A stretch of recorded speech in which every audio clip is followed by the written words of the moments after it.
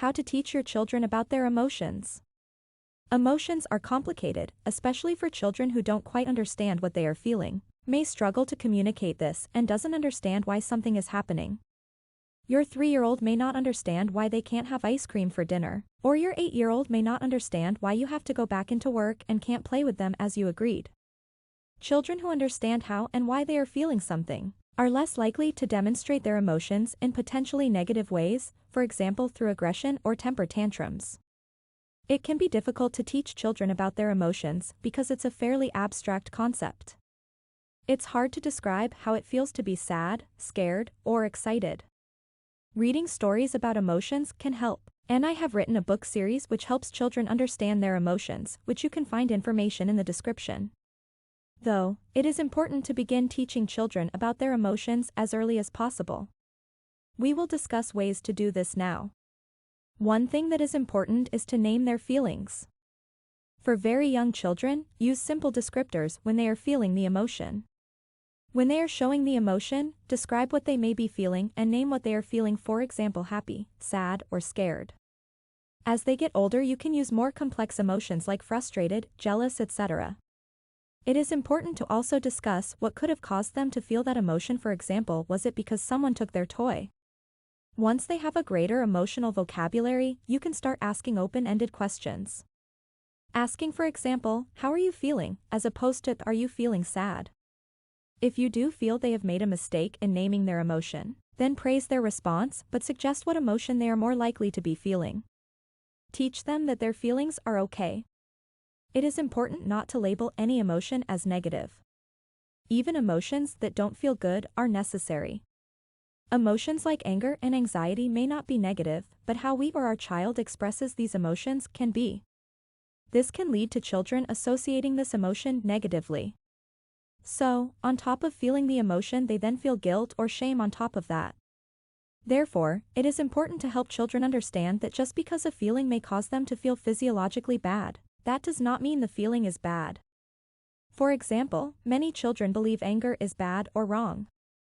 However, children should be taught anger is the body's way of telling them that someone did something to them that they do not like. For example, broke a promise, took something without permission, and they need to do something to protect themselves from getting hurt again.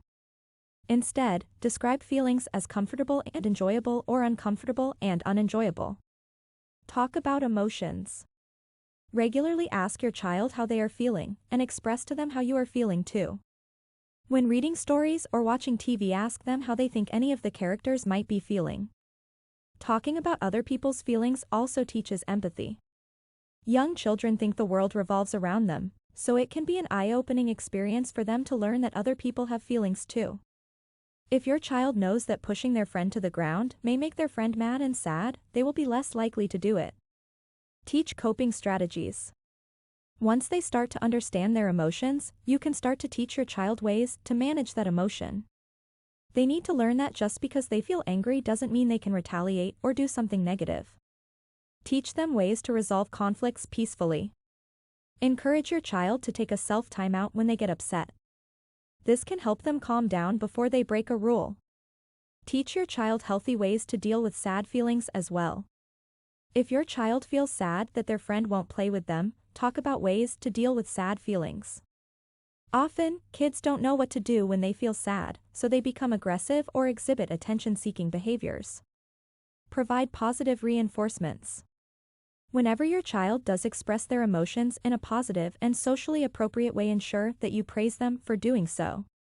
Model good emotional behavior.